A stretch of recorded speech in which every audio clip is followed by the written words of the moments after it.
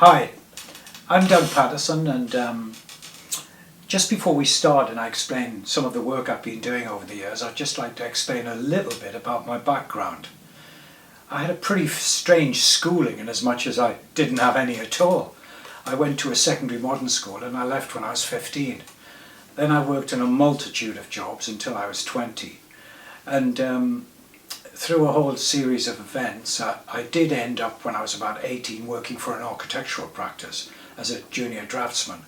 Then when I was 20, I went to arts college. And this, for me, was a complete breakthrough.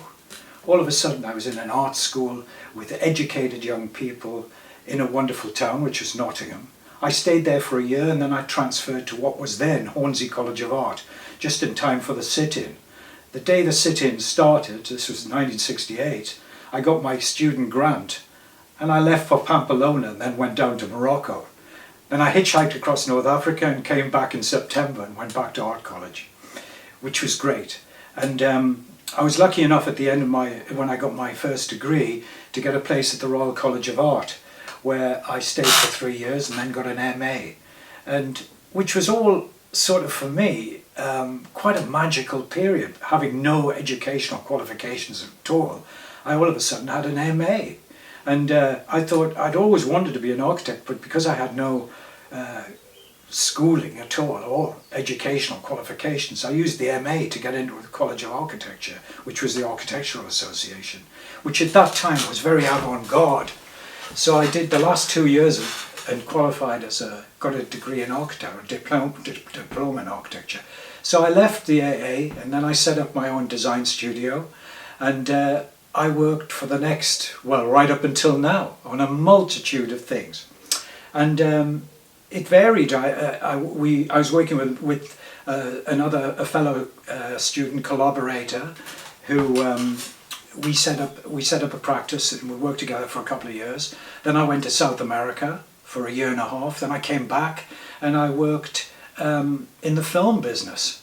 And then I worked there for a while and set up another practice with my first partner or first colleague who I studied with. And we had a very interesting practice. It was a bit like a sort of detective agency, really. It was never really terribly serious. We played a lot of snooker and we went to a lot of wine tasting sessions. But at the end of that, after the working in the film business, we started the second practice, and it's then that we really became quite serious in design, and we started doing exhibitions and all things. But the big breakthrough for me came in 1988 when I started working for a client who bought a piece of an island in the West Indies, and I was absolutely fascinated. We went to India together and he loved the Mughals, and I started on this enormous quest to build this Mughal estate, which I'm still working on now. After whatever it is, it's like 30 years working on the same project, off and on. So I've worked with 2 different partners and 2 different clients, and the clients have been great and the partners were great.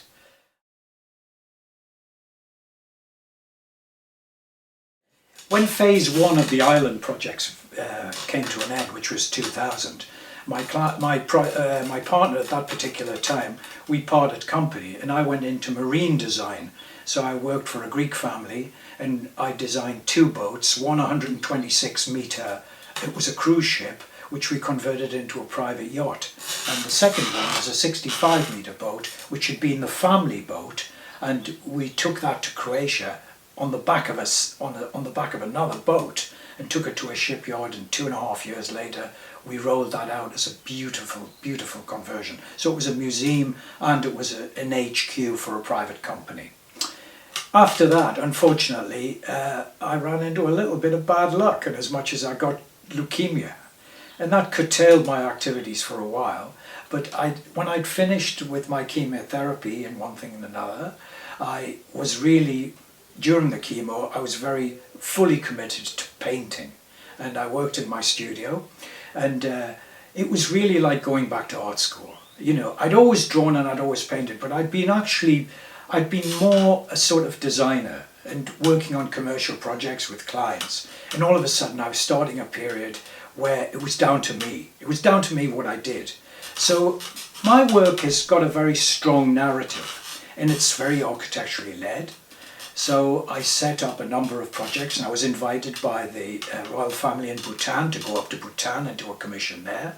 I went down into the Sinai desert on another commission to draw St. Catherine's Monastery.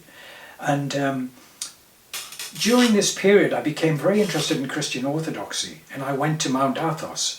And that was the beginning of at least a dozen trips to Mount Athos, where I produced an archive of all the monasteries on Mount Athos. And this was really a quite amazing period. So I had a very big exhibition in London at that time of the three great religions, which was Islam, where I drew a lot of the mosques in North Africa. Mount Athos was a major part of that. And at the same time, in Buddhism, it came out, I expressed it through the zongs of Bhutan.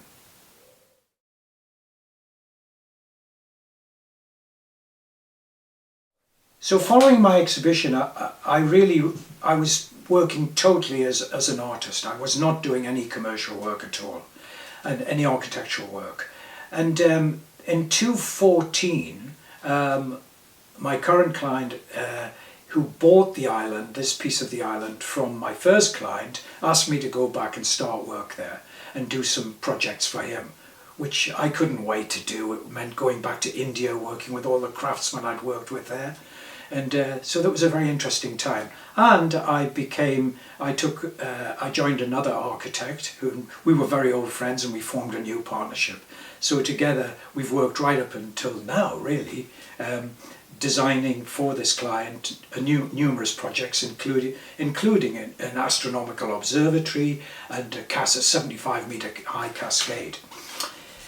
While doing this work, I mean, I carried on painting from 2014, and in 2019 I decided after doing quite a lot of research, I wanted to follow the journey of David Roberts, who went to Egypt in 1840. And he was a great traveller, a great artist. But when he illustrated, which he did beautifully, all the tombs and temples in Egypt, they were unexcavated. And I went back there in 2019 and looked at the possibilities, approached the Egyptian government, and I set the project up to do it starting in 2020. So in 2020, unfortunately, along came COVID, which shocked everybody.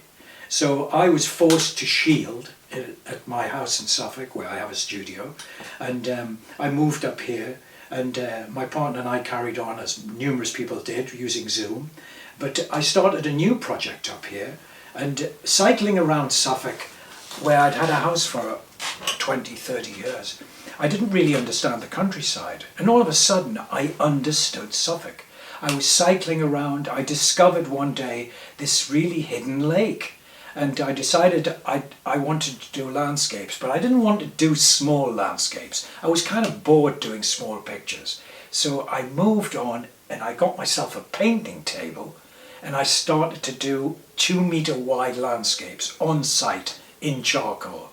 And I remember I was working there one day and I phoned a friend and said I'd come to the end of the project and I was moving on. And she advised me I said, well, I'm not sure what I'll do next. She said, well, just stay where you are and keep painting it over and over again, which was great advice. But I did move on. And then I decided that I would approach the owners of large country houses where they had wonderful landscapes and concentrate on doing 360-degree or 180-degree landscapes where you could see things on the estate that you wouldn't normally see. So you can't take photographs of that, so they're what's called accurately inaccurate. So the whole idea was to draw these landscapes, discover things on the estate, and then re-landscape the landscape so you could see these things. And I got totally obsessed. So I spent the whole of the summer of 2020 cycling around on my bicycle with this huge bloody table strapped on the back and drawing these landscapes. And it's gone on from there. So now here we are, 2021. I mean, I'd like to move on and carry on this study, but I'm desperate to travel.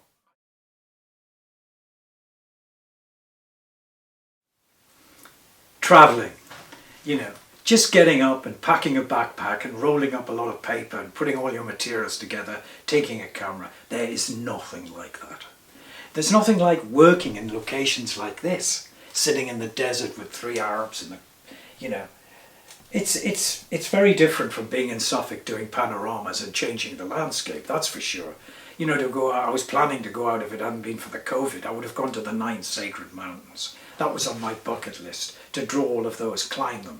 And, it's this period of being outside. It's not only the drawing, which I love doing, and working in the studio afterwards sometimes, but it's also the conversations that you get into with people when you're sitting there. Because people approach you the whole time. So you build up. I've become very interested actually in sound recording as an extension of what I do, because it's the conversations that are so fantastic. And but the travelling has always been so important to my work. It's always influenced me.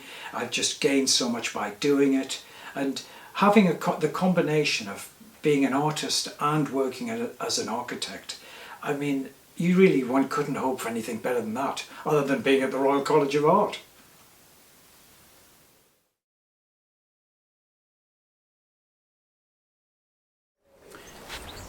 Throughout my career, I've been very lucky, and I've had really very good partners. I've had excellent clients and collaborators. So making projects like I've done and the projects I've gone out to draw, it's always been with the help of many people and people collaborating on projects that you're doing. And working with other people has always been a great pleasure, because one person's idea multiplied by 10 is always a much better idea.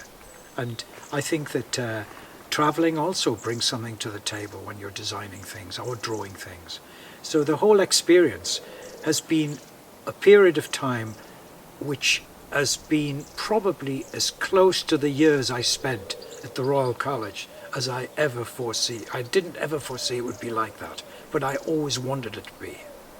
Leaving the college, I thought the rest of my life should be like the Royal College, and it really has been.